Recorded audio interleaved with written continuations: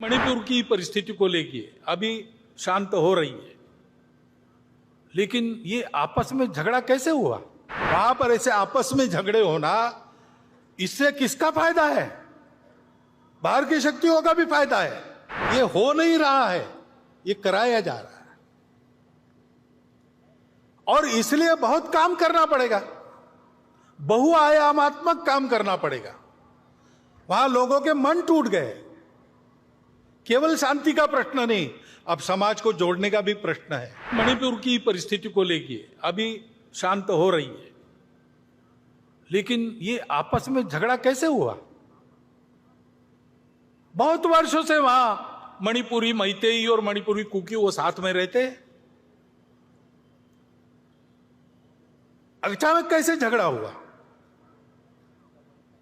सीमा लगत क्षेत्र है वो भारत का, वहां पर ऐसा होना, वहां पर अलगाव की बातें खड़ी होना, वहां पर ऐसे आपस में झगड़े होना, इससे किसका फायदा है? बाहर की शक्तियों का भी फायदा है। बाहरी लोग थे क्या करने वाले?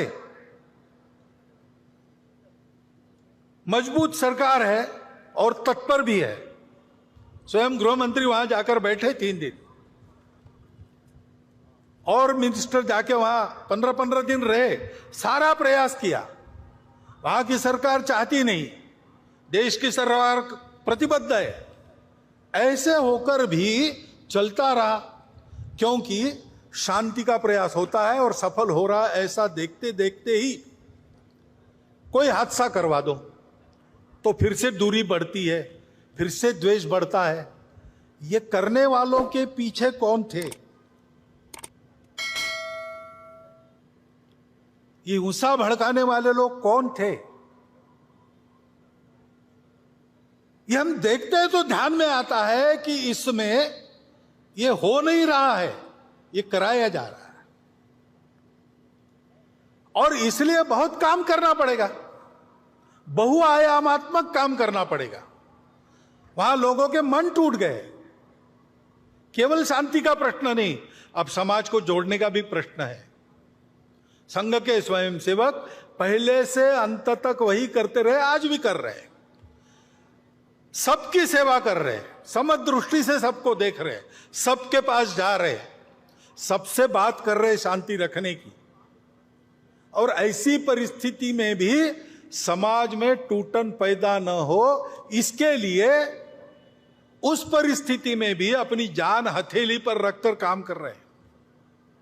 स्वयं को उस उकसावे में, उस भड़काने वाली परिस्थिति में दिमाग पर बर्फ रखकर उन्होंने काम किया है। हमको उन स्वयंसेवकों पर गर्व है, जैसा काम उन्होंने मणिपुर में किया। इतना बड़ा काम उन्होंने किया है। उनके कार्यों पर और उन स्वयंसेवकों पर, दोनों पर हमको गर्व है। लेकिन वहां सबको काम करना पड़ेगा। सरकार की इच्छा शक्ति तो है ही, उसके साथ साथ प्रशासन की कृति, जैसा मैंने कहा, उसको लाना पड़ेगा। सक्रियता, कुशलता दिखानी पड़ेगी। अविश्वास को, खाई को पाटने में प्रबुद्ध नेतृत्व को भी वहां के भूमिका बनानी पड़ेगी। लंबा काम करना